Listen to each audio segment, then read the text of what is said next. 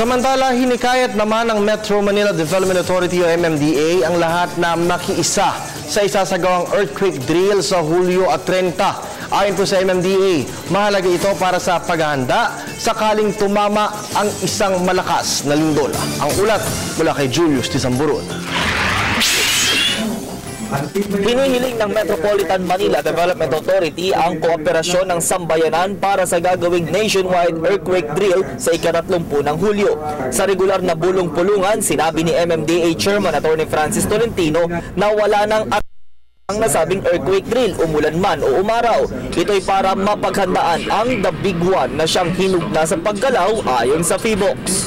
Sabay-sabay na drop, cover and hold, sabay-sabay na pagbabalangkas, pagpapakita ng kanilang evacuation plan sa bawat bahay, sa bawat barangay, sa bawat ospital, at sa bawat eskwelahan. Kaya nga yung hinihiling ko, seryosohin natin.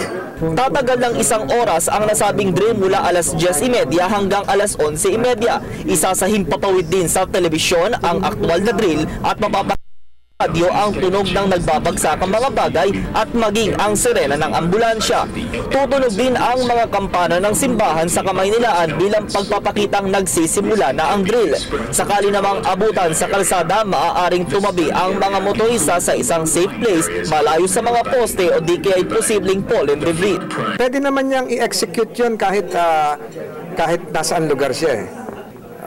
Kaya nga drill Pag aktor na lindol, talagang gano'n ang mangyayari. Nakaiwan mo na yung sasakyan mo. Kasalukuyan na ding nakikipag-usap ang pinuno ng MMDA sa ilang negosyante. Magtatalaga ng 4 na kwadrant ang MMDA sa NCR na siyang magsisilbing evacuation at command post ng mga otoridad. Ilan sa mga ito ang Intramuros Golf Course sa Maynila, Veterans Golf Course sa Quezon City, Villamor Golf Course sa Pasay City at maging ang Santolan Depot. Meron tayong binuksan na website, marami nang nag-register na magpa-participate. Habang lumalapit siguro yung oras, paliliwanagin natin yung detalye kung ano yung gagawin. Sa oras ng kalamidad, bukod sa pagiging kalmado ay mangibabaw sana ang bayanihan at pagtutulungan sa bayan. Para sa Telebisyon ng Bayan, ako si Julius Tisamburon.